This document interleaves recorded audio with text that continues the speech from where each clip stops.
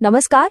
कभी सोचा है कि ये पूरी की पूरी दुनिया, इतने सारे देश, पहाड़, नदियां, सब कुछ कागज के एक टुकड़े पर कैसे समा जाता है? ये तो एक जादू जैसा लगता है ना? तो चलिए आज नक्शों के इसी जादू की परतें खोलते हैं। हाँ, तो सवाल तो यही है, आखिर ये मुमकिन कैसे है? इतनी विशाल गोल पृथ्वी को एक सपाट कागज पर उतारने के पीछे का रहस्य क्या है? आइए आज इसी की तह तक चलते हैं। ठीक है, तो इसे समझने के लिए सबसे पहले एक बुनियादी सा फर्क साफ कर लेते हैं।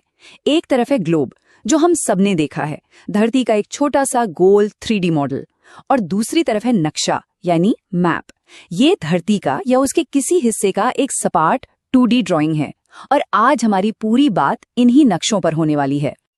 तो इस पूरी कहानी को आसान बनाने के लिए हमने इसे 5 हिस्सों में बांट दिया है। सबसे पहले पृथ्वी का समतल चित्र, फिर नक्शों के 3 मुख्य स्तंभ, उसके बाद इनकी भाषा को डिकोड करेंगे, फिर देखेंगे कि अलग अलग काम के लिए कैसे अलग अलग नक्शों का इस्तेमाल होता है, और आखिर में नक्शे और हमारी आज की दुनिया। चलिए शुरू करते हैं अपने पहले सेक्शन से, पृथ्वी का समतल चित्र।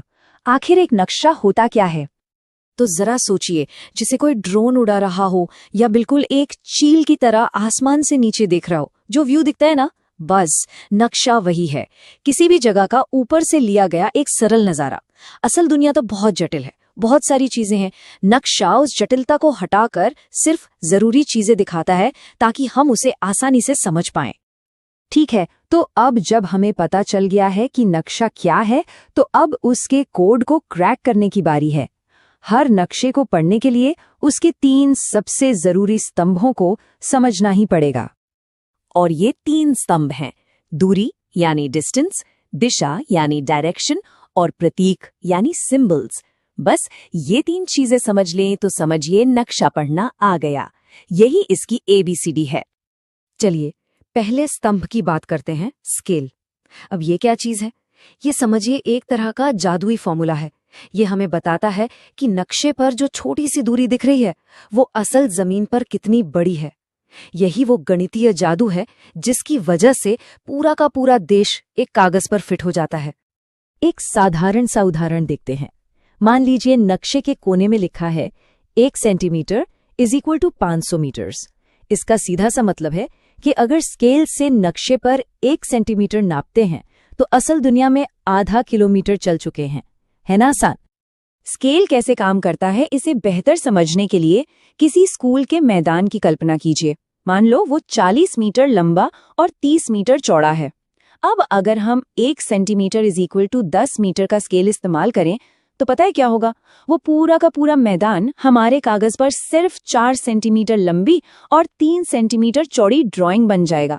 देखा, इतना बड़ा मैदान एक छोटे से बॉक्स में। यही है स्केल की ताकत। अगला स्तंभ, दिशा यानी डायरेक्शन। ये तो हम सब जानते हैं, उत्तर, दक्षिण, पूर्व, पश्चिम, 4 मुख्य दिशाएं। पर सिर्फ इतना ही नहीं, इनके बीच की दिशाएं भी हैं, जैसे उत्तर पूर्व, दक्षिण पश्चिम।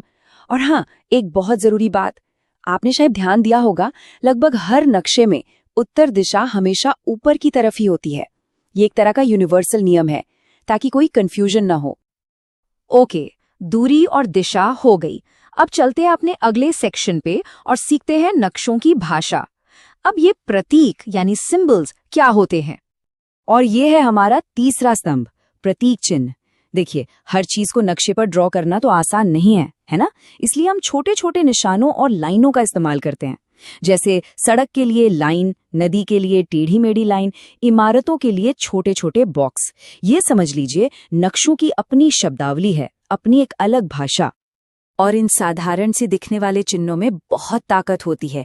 देखिए, रेलवे लाइन के लिए 2 समानांतर रेखाएं, सड़क के लिए एक ठोस लाइन, नदी के लिए नीली लहराती हुई लाइन, अस्पताल के लिए लाल क्रॉस, पुलिस स्टेशन के लिए PS, पोस्ट ऑफिस के लिए PO। एक नजर में बिना एक शब्द पढ़े इतनी सारी जानकारी मिल जाती है। ये सच में एक यूनिवर्सल भाषा है जो कोई भी समझ सकता है।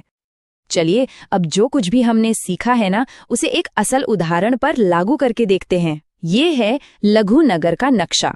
यहाँ पर उन्हीं प्रतीकों का इस्तेमाल करके रेलवे स्टेशन, स्कूल, अस्पताल, बैंक, बाजार, नदी, सड़कें, सब कुछ साफ साफ दिखाया गया है। स्केल, दिशा, प्रतीक, तीनों स्तंभ यहाँ काम कर रहे हैं। तो इसका फायदा क्या हुआ? फायदा ये है कि अब कोई भी इस नक्शे को देखकर आराम से रेलवे स्टेशन से बैंक तक का सही रास्ता ढूंढ सकता है। यही तो नक्शों का असली काम है, मुश्किल रास्तों को आसान बनाना, अनजान जगह को जानी पहचानी बना देना। लेकिन एक मिनट, क्या सारे नक्शे एक जैसे होते हैं? बिल्कुल नहीं। जैसी जरूरत वैसा नक्शा। आइए देखते हैं कि नक्शे कितनी तरह के हो सकते हैं। मोटे तौर पर नक्शों को हम 3 तरह से बांट सकते हैं। पहले हैं भौतिक नक्शे, इनमें पहाड़, नदियां, मैदान यानी कुदरती चीजें दिखाई जाती हैं।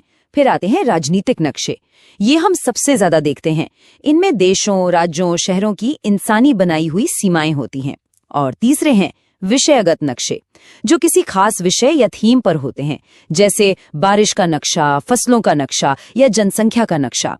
बहुत दिलचस्प होते हैं ये। और अब आते हैं अपने आखिरी सेक्शन पर। ये सारी बातें, स्केल, दिशा, प्रतीक, ये आज हमारी दुनिया में कैसे प्रासंगिक है? तो सवाल उठता है कि नक्शे इतने जरूरी क्यों हैं? बहुत आसान है, क्योंकि ये हमें रास्ता ढूंढने में मदद करते हैं।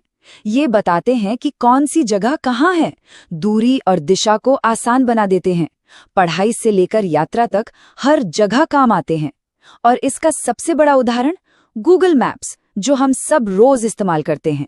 इसने तो पूरी दुनिया को हमारी जेब में लाकर रख दिया है। तो चलिए एक फटाफट से याद कर लेते हैं मुख्य बातें क्या हैं। पहली, नक्शा एक ऊपर से देखा गया सपाट चित्र है। दूसरी, स्केल दूरी का अनुपात है। तीसरी, उत्तर दिशा लगभग हमेशा ऊपर होती है। और चौथी, प्रतीक यानी छोटी सी जगह में ढेर सारी जानकारी। अच्छा, अब जाते जाते एक सवाल।